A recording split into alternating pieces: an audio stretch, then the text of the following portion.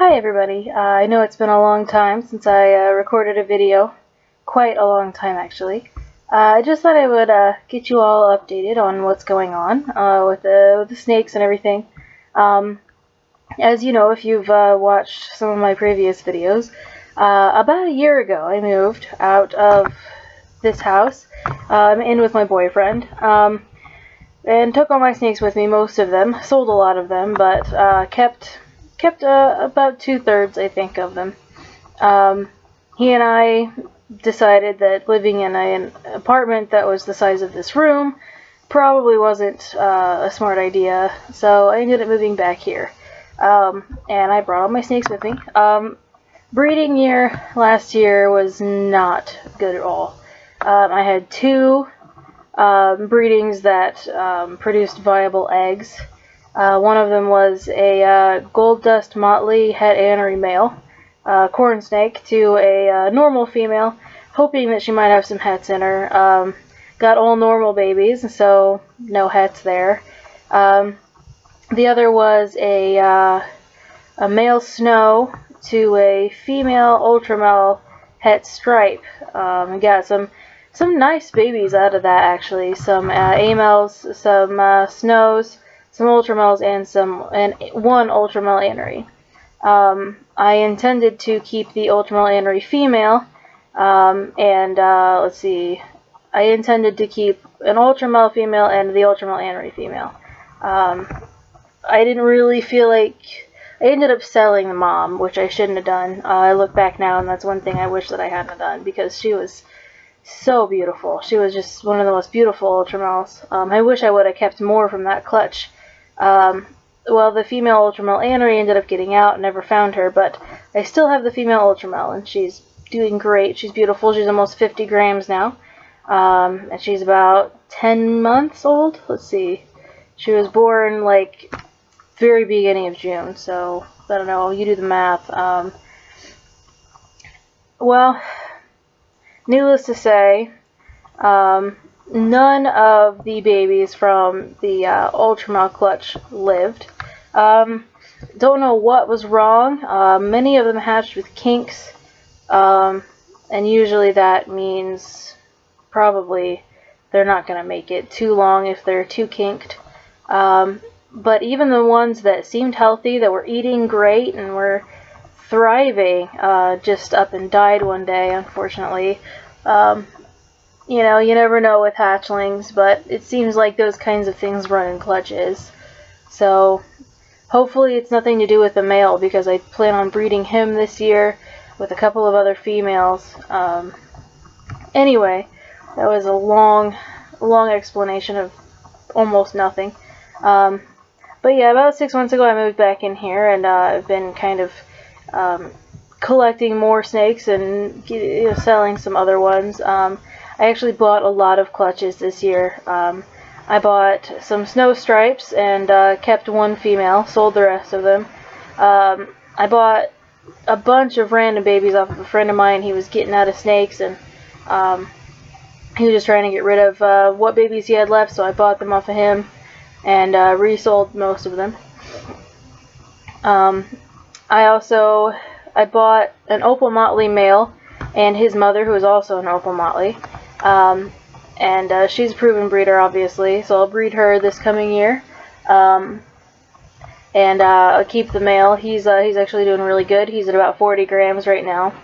I also bought another ultramel amel clutch, and kept one male ultramel. That's very pretty. He's definitely getting a lot of good color in him.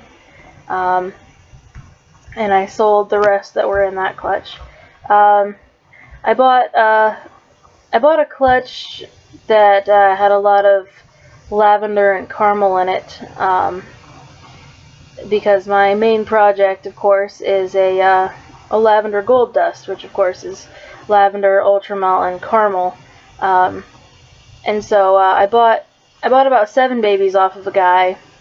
A couple of amels that were het for caramel and lavender, and some hypo lavenders that were het for caramel, possibly het for amel. It wasn't one clutch, it was a mix. There was a couple of clutches that I think they had the same dad but different moms. Bought them, and similar thing happened with them. Even the ones that were thriving and eating great, many of them ended up dying. I actually only have one left.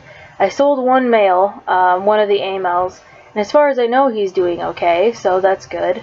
And then one of the hypo lavender females lived. So I'm hoping that she continues to do well. She's a hypo lavender. She's het caramel, possibly het for amel, diffused, anery, and charcoal, something like that. There's a lot of genes in there. So I have high hopes for her. Let's see. I'm looking over at my babies now, trying to figure out what all I kept. I think that's it. I think I only kept 5 babies. I kept the Snow Stripe, the Opal Motley, the Hypo Lavender, and the pair of Ultramels. I also bought an Ultramel Lavender female proven breeder. She's very beautiful. As far as my breeding plans for this year, I have a couple of females that I'm not really doing anything with that I'll probably sell. I have a female Snow and a female Normal that, you know, if I don't sell them by the time breeding season comes around, then I'll probably breed them to something.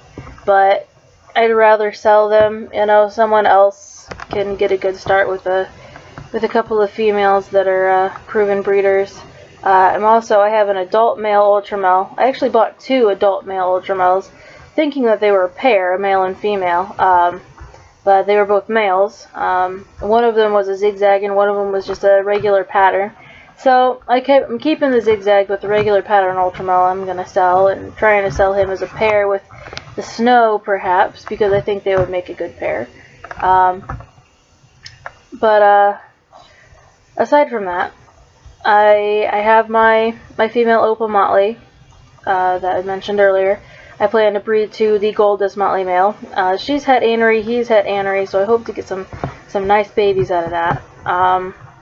I really want to continue to. I really like Ultramel aneries. I think it's one of my favorite morphs. I actually bought an Ultramel anery from a friend of mine. I bought an Ultramel anery that came from a Tessera clutch. And I've also bought her brother, who's an anery Tessera. And I haven't gotten them yet. It's too cold to ship right now. But I look forward to that project. I won't probably breed them together, but I may breed their offspring together as they get older. I also have a Caramel Motley female that I had bred before, but she's really lost a lot of weight this winter, and I don't think I'm going to be breeding her. One project that I'm really looking forward to is my my yellow snow project. For those of you who have been to my Facebook page, it's facebook.com/Sarah's Snake Shop, and the Sarah's Snake Shop is separated by periods, no period at the end. No apostrophe either. I have a really nice male Snow that I hatched in 2011, in my first breeding year. And he is pink and white and yellow. He has really nice thick yellow bands on him. And he is just absolutely stunning. So I happened upon a female Snow, proven breeder, that had some nice yellows in her, had some bright pinks in her. So I'm going to breed them together. I actually have them together right now. I'm also going to try to breed him to my female Butter. He's het Caramel, and he's also het Motley. The Caramel Motley is actually his mother. And so I plan to breed him to a Butter. At least look at amels and Butters. If she's het anery, maybe a little bit more than that, which would be nice. And my female Butter is doing really, really good. She's actually turning 3 this year, but she's big for a 3-year-old, a 2.5-year-old. She's big though. She's nice looking. Looks like I won't be breeding jungles this year unless a miracle happens. My male jungle has always been small because he goes off food for about 4 months out of the year, not in brumation. just on his own. My female jungle, she's been regurgitating off and on, and I've been having to feed her small meals, and so I'm just not comfortable breeding her. But let's see, what else do I have going on? I have my big female Ultramel Lavender, and I'm actually going to be borrowing a Buttermint male from a friend of mine, the same friend who sold me the Tessera and the Ultramel Lavender, and I hope to do a similar thing with that as I'm doing with the Gold Dust and the Opal Motley, is get some babies, some Ultramel babies, and A-male babies that are for Caramel and Lavender, and I'll actually probably keep most of the clutch, if I can, from the Buttermint offspring, because if you don't know what a Buttermint is, it is obviously butter, caramel, and A-male, but it also has crap, I can't remember what it's called. Cinder. It has cinder in it. Because a peppermint is a cinder A-male, so Buttermint is caramel cinder A-male. And so it'll be interesting. It'll be an interesting project. It's not my main project, but it'll be something to keep up on, you know, something to do. And he's really generous. His name's Jim, I think. I'm really bad with names. But he is really generous to let me borrow his male. I have one other big important pair. It's important to me anyway. I have a male Miami Upper Keys that's het for Ultra and Diffused, and a female Snow that is het for Diffused, and she's also het Lavender. The Lavender het obviously isn't going to matter too much, but I plan to breed that pair. They had already bred last year, and then I bought the pair off of another friend of mine. And they produced some really nice babies. Some nice diffused Ultramels were in there, and I really liked the looks of those. It's probably not going to be a long-term project, but it'll be something that I might keep. I might keep some of the Ultramels from that because I really like the look of them, and put them into my Ultramel project. I will be doing an Ultramel Anery project here. I really want to do some Ultramel Motleys. I have all the ingredients for everything that I need there, but I just really like the Ultramel gene and everything.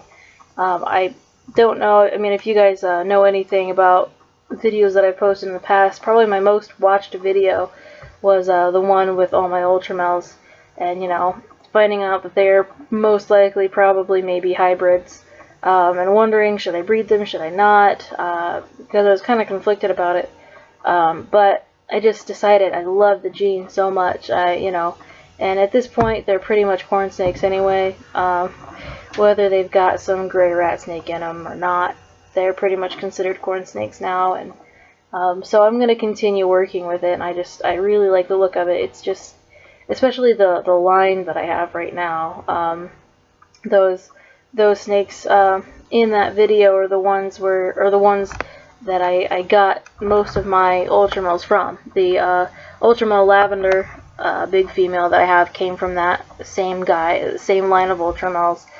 And the little Ultramel female that I kept this year was the daughter of one of the female Ultramels in that bunch. Unfortunately, I have sold them all. I wish I hadn't have. Especially that female, I wish I hadn't have sold her. I keep up with the guy who I sold them to, and whenever he breeds her, I think I'm going to try to get some of those babies off of him.